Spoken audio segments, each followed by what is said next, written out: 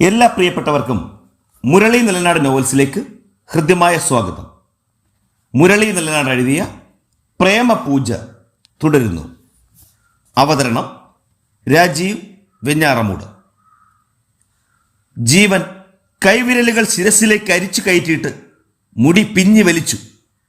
ആ വിവാഹം നടക്കില്ല, നടത്താൻ ജീവൻ സമ്മതിക്കില്ല, പകമുറ്റിയ സ്വരത്തിൽ അവൻ പറഞ്ഞു. ഫലത്തിൽ സംഭവിക്കാൻ പോകുന്നത് അവളുടെ കുഞ്ഞുള്ള വീട്ടിലേക്ക് അവളും പോകുന്നു എന്നതാണ്. എനിക്കിപ്പോഴും ഒരു സംശയമുണ്ട്. സ്വാമിനാഥൻ നിർത്തി. ആ നഴ്സ് ഒരു കാര്യം മറച്ചു വച്ചു എന്നല്ലേ ഡാഡി സംശയിക്കുന്നത്? അതെ, ആമിക്ക് തൻ്റെ കുഞ്ഞിനെ കൈമാറിയ വിവരം അവൾക്കറിയാം. അതവൾ നിന്നോട് പറയാതിരുന്നതാ. ജീവൻ അത് അംഗീകരിക്കാൻ കൂട്ടാക്കിയില്ല. ധൃതി പിടിച്ചൊന്നും അവരുടെ വിവാഹമുണ്ടാകില്ല. എങ്ങനെ കരുക്കൾ വെക്കണമെന്നാണ് നമ്മൾ ചിന്തിക്കേണ്ടത്. കാത്തിരിപ്പിനൊന്നും അർത്ഥമില്ല ഡാഡി. എല്ലാം എൻ്റെ കൈവിട്ടു പോയി. ഇനി നോക്കാൻ എനിക്കൊന്നുമില്ല. എല്ലാം ഞാൻ പൊളിച്ചടുക്കും. അവൻ പുറത്തേക്ക് നടന്നു. സ്വാമിനാഥൻ മകന്റെ കൂടെ ചെന്നു.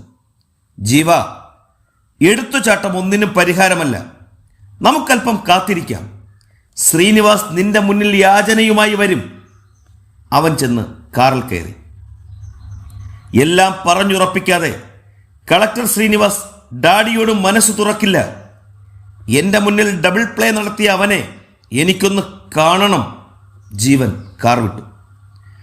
മണിമംഗലത്ത് ജീവൻ ചെന്നിറങ്ങുമ്പോൾ ജയശങ്കിനി മുത്തശ്ശിയും ആദിയും പൂമുഖത്തുണ്ടായിരുന്നു. ജീവനെ കണ്ടപ്പോൾ ആദിയുടെ മനസ്സ് കാളി. ജീവൻ പടവുകൾ കയറി പൂമുഖത്ത് വന്നു. നിലത്തു വിരിച്ച ഷീറ്റിൽ എണ്ണ തേച്ച് കിടത്തിയ കുഞ്ഞിനെ ജീവൻ കണ്ടു. പൂജയുടെ കുഞ്ഞ്. അവൻ്റെ മനസ്സ് മുരണ്ടു. എന്താ ജീവേട്ട? ആദി കുശലം പോലെ ചോദിച്ചു. ജയശങ്കിനി മുത്തശ്ശിക്ക് ജീവനെ മനസ്സിലായി. ഇതാരുടെ കുഞ്ഞാ? കുഞ്ഞിൽ നിന്ന് മിഴിയെടുക്കാതെ ജീവൻ ചോദിച്ചു. ജീവന്റെ ചോദ്യം ആദിയിൽ ചെറിയ ഉൾക്കിടിലമുണ്ടാക്കി. ആമി ചേച്ചിയുടെ കുഞ്ഞാ, അവൻ പറഞ്ഞു. പുച്ഛം നിറഞ്ഞ ചിരി ജീവന്റെ മുഖത്തുണ്ടായി. നീ എന്നെ ഭംഗിയായി പറ്റിക്കുകയായിരുന്നു അല്ലടാ. അവളെ ഒളിപ്പിച്ചു വച്ചിട്ട് എൻ്റെ മുന്നിൽ നാടകം കളിച്ചു. ജീവൻ എന്തൊക്കെയോ മനസ്സിലാക്കിയുള്ള വരവാണെന്ന് ആദിക്ക് മനസ്സിലായി. ഒരബദ്ധം പറ്റിപ്പോയതായിരുന്നു പൂജയ്ക്ക്. പക്ഷേ അത് വച്ച് നീ മുതലെടുപ്പ് നടത്തി. ഞങ്ങളുടെ കയ്യിൽ അവളെ എത്തിക്കാതെ കടത്തിക്കൊണ്ടുപോയി അവസരം മുതലെടുത്ത് നീ അവളുടെ മനസ്സിൽ കയറിപ്പറ്റി. ഞാനിപ്പോൾ അവൾക്ക് സ്വീകാര്യനല്ല. അവളുടെ ഡാഡി പറഞ്ഞുറപ്പിച്ച വിവാഹത്തിൽ നിന്ന് കാലുമാറി. വിവാഹമുറപ്പിക്കാൻ അവിടെ ചെന്ന പപ്പയോട് ശ്രീനിവാസ് പറഞ്ഞതെന്താണെന്നോ? നിന്റെയും പൂജയുടെയും വിവാഹം നടത്താനാണ് അവർക്ക് താല്പര്യമെന്ന്. ജീവൻ പൊട്ടിത്തെറിച്ചു. നടുക്കത്തോടെ ആദി ജയശങ്കിനി മുത്തശ്ശിയെ നോക്കി. അവരും സ്തബ്ധയായി നിൽക്കുകയായിരുന്നു.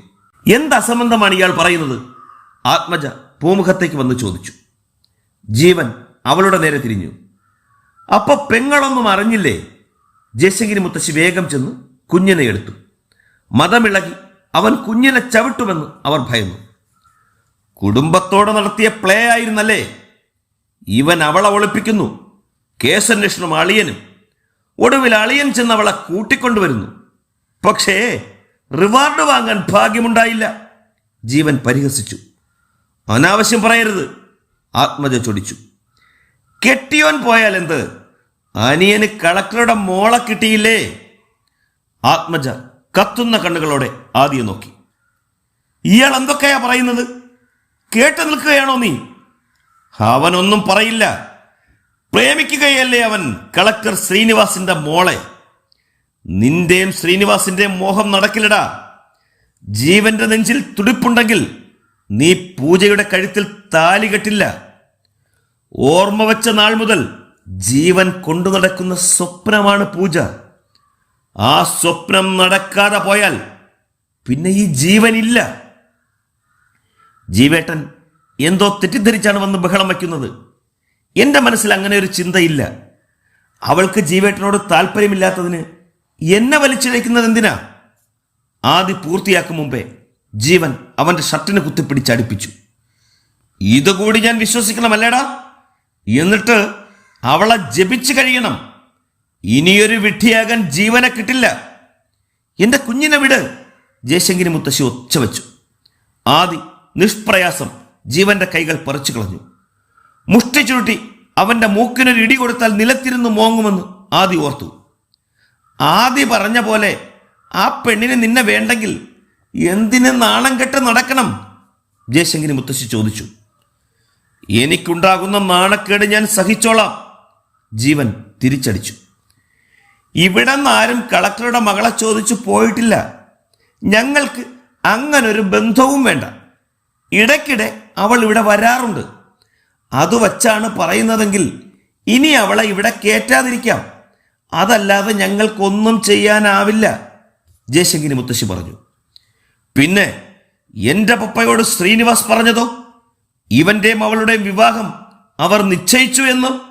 ജീവൻ വിട്ടുകൊടുത്തില്ല. എന്തൊക്കെയാണ് ഈ കേൾക്കുന്നത്? അവൾ ഇവിടെ വരുന്നത് ഇത്രയും വലിയൊരു വിഷയമാകുമെന്ന് കരുതിയതാണോ? ആത്മജ ഞെട്ടലോടെ പറഞ്ഞു. എന്റെ അടുത്ത് വേഷം കെട്ടൽ വേണ്ട പെങ്ങളെ. ആദ്യം ഇതിൽ നിന്ന് പിന്തിരിയുന്നതാണ് നല്ലത്. കെട്ടിയവനോ പോയി. കൂടപ്പിറപ്പിനെ കൂടി നഷ്ടപ്പെടാതിരിക്കാനുള്ള വിവേകം കാണിക്ക്. ജീവന്റെ സ്വരത്തിൽ ഭീഷണി കലർന്നു. ആത്മജയുടെ ഭാവം മാറി. ഒരു പോലീസുകാരനാവണമെന്ന് ആഗ്രഹിക്കുന്നവനാ എൻ്റെ അനിയൻ. അതിനുവേണ്ട മനസ്സും തൻ്റെ ഇടവും അവനുണ്ട്. പൂജയെ വിവാഹം ചെയ്യണമെന്ന് അവൻ തീരുമാനിച്ചാൽ അത് ചെയ്തിരിക്കും. ഇയാളുടെ ഭീഷണിയൊന്നും ഇവിടെ ചെലവാകത്തില്ല.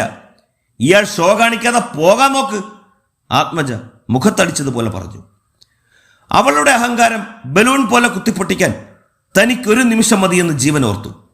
പക്ഷേ ഇപ്പോൾ കാട്ടേണ്ടത് പപ്പ പറഞ്ഞതുപോലെ വിവേകമാണ്. നീയൊന്ന് വന്നേ, ജീവൻ ആദിയെ മുറ്റത്തേക്ക് വിളിച്ചു. ആദി അവന്റെ കൂടെ കാറിനടുത്ത് വരെ ചെന്നു. എന്റെ ജീവിതത്തിൽ ഒരു പെണ്ണുണ്ടെങ്കിൽ അത് പൂജ ശ്രീനിവാസ് ആയിരിക്കുമെന്ന് ശപഥമെടുത്തവനാ ഞാൻ.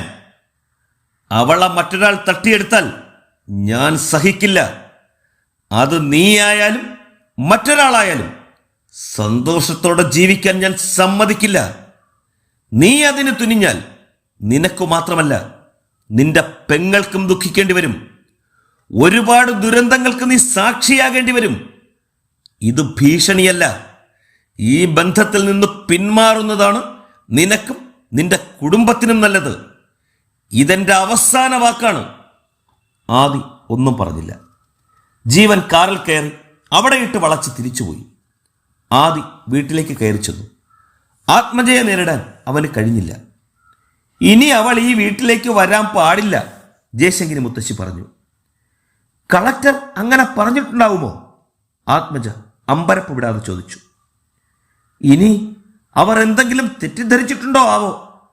അവൻ അത്ര ഉറപ്പായി പറയണമെങ്കിൽ അതിന് തക്കതായ കാരണവും ഉണ്ടാവും, ആത്മജ കൂട്ടിച്ചേർത്തു. അവർ എന്ത് ധരിച്ചാലും പൂജ ഇനി മേലാൽ ഈ വീട്ടിൽ വരാൻ പാടില്ല. ആദി അവളെ വിളിച്ചു പറഞ്ഞേക്ക്. കുഞ്ഞിനെയും കൊണ്ട് മുത്തശ്ശി അകത്തേക്ക് കയറിപ്പോയി. ഇങ്ങനെ ഒരാപത്ത് ഞാനും പ്രതീക്ഷിച്ചതല്ല. അവളെ വിലക്കിയേ തീരൂ, ആത്മജ കൂട്ടിച്ചേർത്തു. വാതിലിന്റെ ലോക്ക് തിരിയുന്നത് കണ്ടപ്പോൾ പൂജ കട്ടിലിൽ നിന്ന് എഴുന്നേറ്റു. അകത്തേക്ക് വന്നത് മായ ശ്രീനിവാസ് ആയിരുന്നു. തൊട്ടു പിന്നാലെ ശ്രീനിവാസും മുറിയിൽ പ്രവേശിച്ചു. രണ്ടുപേരെയും ഒന്നിച്ചു കണ്ടപ്പോൾ എന്തോ കാര്യമുണ്ടെന്ന് അവൾക്ക് തോന്നി. എന്താ ഡാഡി? മോളിരിക്ക്. ശ്രീനിവാസ് കസേര നീക്കിയിട്ടിരുന്നു. പൂജ ഇരിക്കാൻ കൂട്ടാക്കിയില്ല. ഞങ്ങൾ മണിമംഗലത്ത് പോയിട്ട് വരികയാണ്. ഒരു ഞെട്ടലോടെ പൂജ രണ്ടുപേരെയും നോക്കി. ഡാഡിയും മമ്മിയും എന്തിനാ അവിടെ പോയത്? ജീവൻ നിന്നെ ചൊല്ലി അവിടെ ചെന്നുണ്ടാക്കിയ പ്രശ്നങ്ങൾ ഞങ്ങൾ അറിഞ്ഞു. ഒരു ക്ഷമാപണം നടത്താമെന്ന് വെച്ച് പോയതായിരുന്നു. അവൾ മുഖം കുനിച്ചു. അങ്ങനൊരു ഇഷ്യൂ ഉണ്ടായ നിലയ്ക്ക് അതുവരെ പോകണമെന്ന് കരുതി പോയതാ. അവനുണ്ടാക്കിയ പ്രശ്നങ്ങൾ അവരെ വല്ലാതെ അലോസരപ്പെടുത്തുന്നുണ്ട്. ഞങ്ങൾക്ക് കിട്ടിയ സ്വീകരണം അത്ര നല്ലതായിരുന്നില്ല. ഡാഡിക്ക് മോളോടൊരു റിക്വസ്റ്റ് ഉണ്ട്. ഇനി മോൾ മണിമംഗലത്ത് പോകരുത്. പൂജയുടെ മുഖം ചുവന്നു. ഞാൻ അവിടെ ചെല്ലരുതെന്ന് ആരാണ് ഡാഡിയോട് പറഞ്ഞത്? മുത്തശ്ശിയോ അതോ ആമിയോ? ആമിയാണ് പറഞ്ഞത്. മായ ശ്രീനിവാസാണ് ഉത്തരം കൊടുത്തത്. പൂജ പല്ലു ഞെരിച്ചു. തൻ്റെ കുഞ്ഞിനെയും സ്വന്തമാക്കി വെച്ചിട്ട് തന്നോട് അവിടേക്ക് ചെല്ലരുതെന്ന് അവൾ താക്കീത് ചെയ്തിരിക്കുന്നു. നിന്നെയും ആദിയെയും ചേർത്താണ് ജീവൻ സംസാരിച്ചത്. അവർക്കതിൽ താല്പര്യമില്ലെന്ന് തെളിഞ്ഞു കഴിഞ്ഞു. നമ്മളായി അവർക്കൊരു ബുദ്ധിമുട്ടും ഉണ്ടാക്കരുത്. ദത്തനോട് ഞങ്ങൾക്ക് കടപ്പാടുണ്ട്. നിന്നെ തേടിയുള്ള യാത്രക്കിടയിലാണ് ദത്തൻ കൊല്ലപ്പെടുന്നത്. അനുനയത്തിൽ ശ്രീനിവാസ് പറഞ്ഞു. ദത്തനുമായി തനിക്ക് ഒരു കടപ്പാടുമില്ലെന്ന് പൂജ ഓർത്തു. അയാളുടെ മരണത്തിന് ആദി ഒരു പരിവേഷമുണ്ടാക്കി കൊടുത്തു എന്ന് മാത്രം. മോള് ഞങ്ങൾക്ക് വാക്കു തരണം, ഇനി ആ വീട്ടിൽ പോകില്ലെന്ന് ശ്രീനിവാസിൻ്റേത് അപേക്ഷയായിരുന്നു. ഞാൻ ചെല്ലുന്നതിനോട് അവർക്ക് താല്പര്യമില്ലെങ്കിൽ പിന്നെന്തിന് ഞാൻ പോകണം? അവളുടെ മറുപടി ശ്രീനിവാസിനെ തൃപ്തനാക്കി. നന്നായി മോളെ, മോള് ഡാഡിക്ക് തന്ന വാക്ക് പാലിക്കുമെന്ന് എനിക്കറിയാം. പൂജ ശ്രീനിവാസ് IAS. ഇപ്പോ പ്രതിസന്ധികളോട് പൊരുതി നിൽക്കാനുള്ള മനസ്സ് മോൾക്കുണ്ടെന്ന് ഡാഡിക്കറിയാം. എനിക്കതുണ്ട് ഡാഡി, പതിഞ്ഞ സ്വരത്തിൽ അവൾ പറഞ്ഞു. ഗുഡ്. ഡാഡിയുടെ എല്ലാ ടെൻഷനും മാറിക്കിട്ടി. അയാൾ ഭാര്യയെ നോക്കി. മായ ശ്രീനിവാസിന്റെ മുഖത്ത് ആശങ്കയുടെ കരിമേഘം പടർന്നിരുന്നു. മോള് പഠിക്കും, മായ വരൂ. അയാൾ എഴുന്നേറ്റ് പോയി. പിന്നാലെ മായ ശ്രീനിവാസും ചലിച്ചു. അവർ പുറത്തുപോയ ഉടൻ പൂജ ചെന്ന് വാതിലടച്ചു. അവൾ ടേബിളിലിരുന്ന സെല്ലെടുത്ത് ആദിയുടെ നമ്പറിലേക്ക് വിളിച്ചു. റിംഗ് ചെയ്ത് കുറെ കഴിഞ്ഞാണ് ആദിയുടെ സ്വരം വന്നത്. നീ എന്തിനാ വിളിച്ചത്? അവൻ്റെ സ്വരത്തിലെ അപരിചിതത്വം അവൾ തിരിച്ചറിഞ്ഞു. ഞാൻ വിളിച്ചത് ആദിക്ക് മടുപ്പായോ? കാര്യം പറ പൂജ.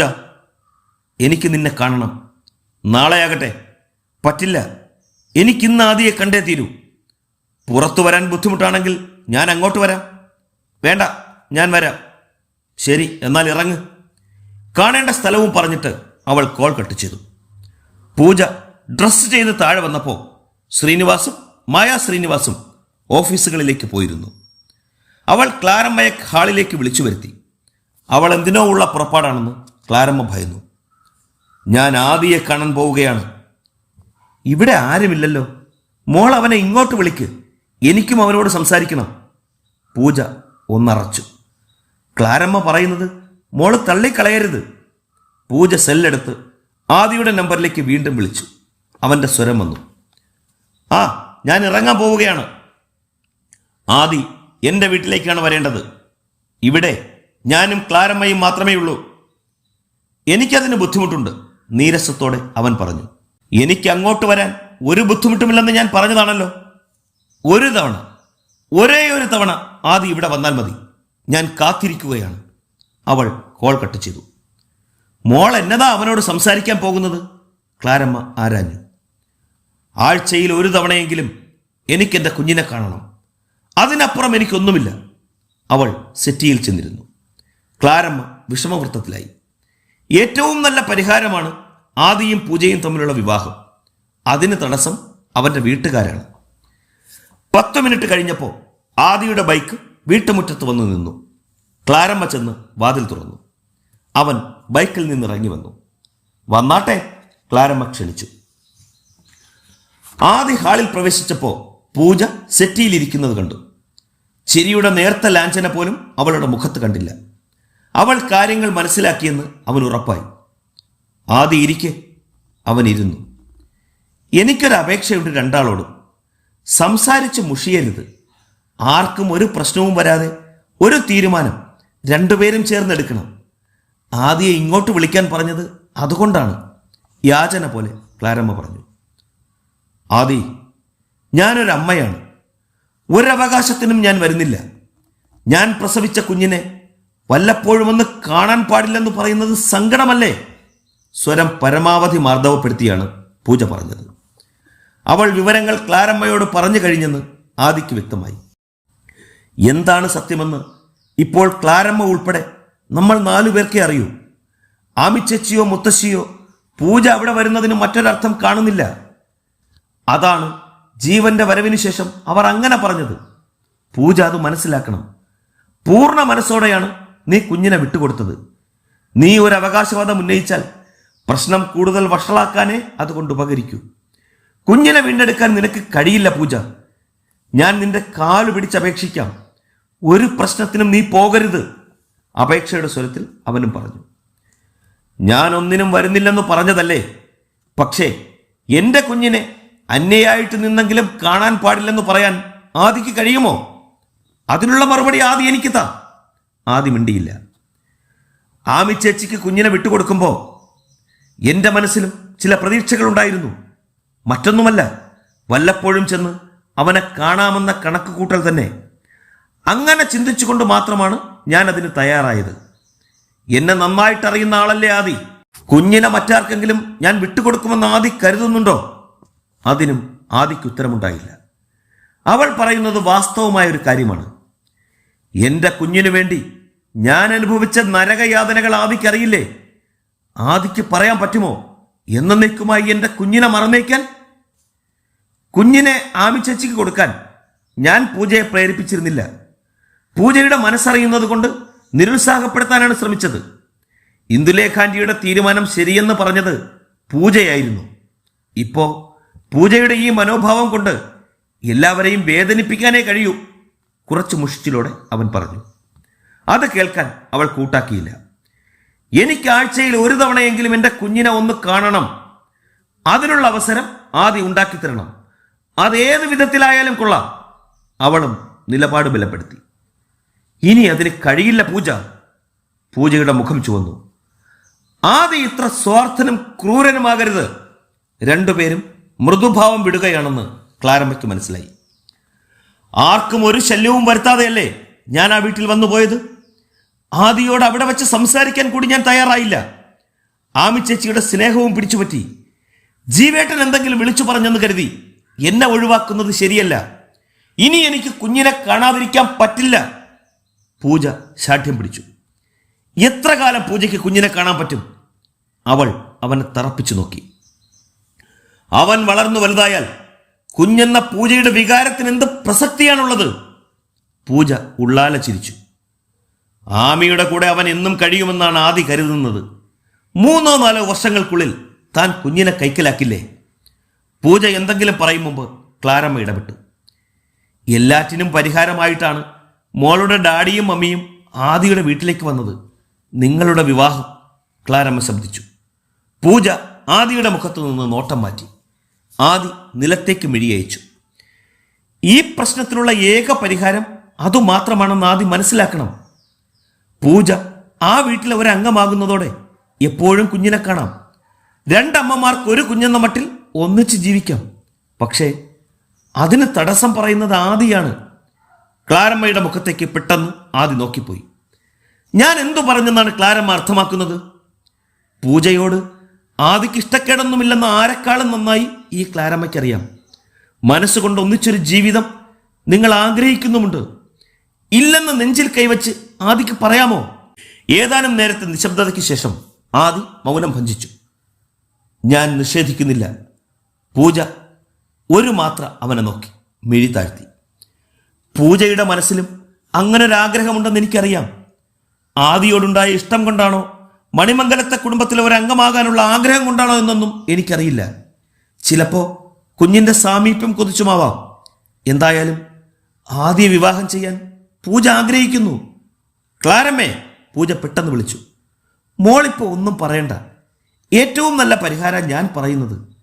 നിങ്ങളുടെ വിവാഹം ഉടനൊന്നും വേണ്ട. 2 വീട്ടുകാരും ചേർന്നൊരു വാക്കു പറച്ചിലാണ് ഇപ്പൊ വേണ്ടത്. പഠിപ്പൊക്കെ കഴിഞ്ഞു മതി വിവാഹം. അതിനിടയ്ക്ക് എപ്പോൾ വേണമെങ്കിലും പൂജയ്ക്ക് മണിമംഗലത്തും ആദിക്ക് ഇവിടെയും വരാം. ആദി നിശബ്ദനായിരുന്നു. ആദിയാണ് ഇനി കാര്യങ്ങൾ നിശ്ചയിക്കേണ്ടത്. പൂജയ്ക്കും പെങ്ങൾക്കും ഒരു ദോഷവും വരാതെ നോക്കേണ്ട ഉത്തരവാദിത്തം ആദിക്കുണ്ട്. പൂജയെ വിവാഹം ചെയ്യണമെന്ന് ആദി ആവശ്യപ്പെട്ടാൽ ആമി ഒരിക്കലും എതിരു പറയില്ല. ആദിയുടെ മനസ്സ് വിങ്ങാൻ തുടങ്ങി. ക്ലാരമ്മ പറയുന്നത് അക്ഷരാർത്ഥത്തിൽ ശരിയാണ്. എല്ലാവരുടെയും നന്മയാണ് അവർ ഉദ്ദേശിക്കുന്നത്. ആദി നന്നായിട്ടൊന്ന് ആലോചിക്കേ. അതുവരെ പൂജയെ അങ്ങോട്ട് വിടാതെ ഞാൻ നോക്കിക്കൊള്ളാം. ആഴ്ചയിൽ ഒരു ദിവസമെങ്കിലും എനിക്ക് എൻ്റെ കുഞ്ഞിനെ കാണണം, പൂജ ആവർത്തിച്ചു. ആദി എഴുന്നേറ്റ് പുറത്തേക്ക് പോയി. ആദിയുമായുള്ള വിവാഹത്തിന് എനിക്ക് സമ്മതമാണെന്ന് എന്ത് ധൈര്യത്തിലാണ് ക്ലാരമ്മ പറഞ്ഞത്? ആദിയുടെ ബൈക്കിന്റെ ഇരമ്പൽ കേട്ടപ്പോൾ പൂജ ചോദിച്ചു. മോൾക്കിപ്പോൾ വേണ്ടത് കുഞ്ഞിന്റെ സാമീപ്യമല്ലേ? അതിന് ഇതല്ലാതെ വേറൊരു വഴിയില്ല. പൂജ പിന്നീടൊന്നും പറഞ്ഞില്ല. 3-4 കൊല്ലം അങ്ങനെ കടന്നു കിട്ടും. എപ്പോൾ വേണമെങ്കിലും തനിക്ക് മണിമംഗലത്ത് പോകാം. വാക്കു പറഞ്ഞെന്ന് കരുതി വിവാഹം നടക്കണമെന്നില്ലല്ലോ. ജീവേട്ടനോടും അതുപോലൊരു വാക്ക് പറഞ്ഞിരുന്നതല്ലേ. ക്ലാരമ്മ ചിന്തിച്ചത് മറ്റൊന്നായിരുന്നു. 3-4 വർഷം കൊണ്ട് ആദിയും പൂജയും കൂടുതൽ അടുക്കും. വിവാഹം കഴിഞ്ഞാൽ കാര്യങ്ങൾ ഉദ്ദേശിച്ച സ്ഥലത്ത് എത്തുകയും ചെയ്യും. അവർക്ക് കുഞ്ഞു പിറക്കുന്നതോടെ പൂജ ശരിക്കും ഒരു അമ്മയായി മാറും. ക്ലാരമ്മ കണക്ക് കൂട്ടി. പ്രിയപ്പെട്ടവരെ, ആകാംക്ഷാഭരിതമായ പ്രേമപൂജ അടുത്ത ലക്കത്തിൽ തുടരും. ഈ കഥയെക്കുറിച്ചുള്ള നിങ്ങളുടെ വിലയേറിയ അഭിപ്രായങ്ങളും നിർദ്ദേശങ്ങളും കമന്റ് ബോക്സിൽ രേഖപ്പെടുത്തി ഞങ്ങളെ അറിയിക്കുക. മുരളി നെല്ലനാട് നോവൽസിനു വേണ്ടി സ്നേഹപൂർവ്വം രാജീവ് വെഞ്ഞാറാമൂട്.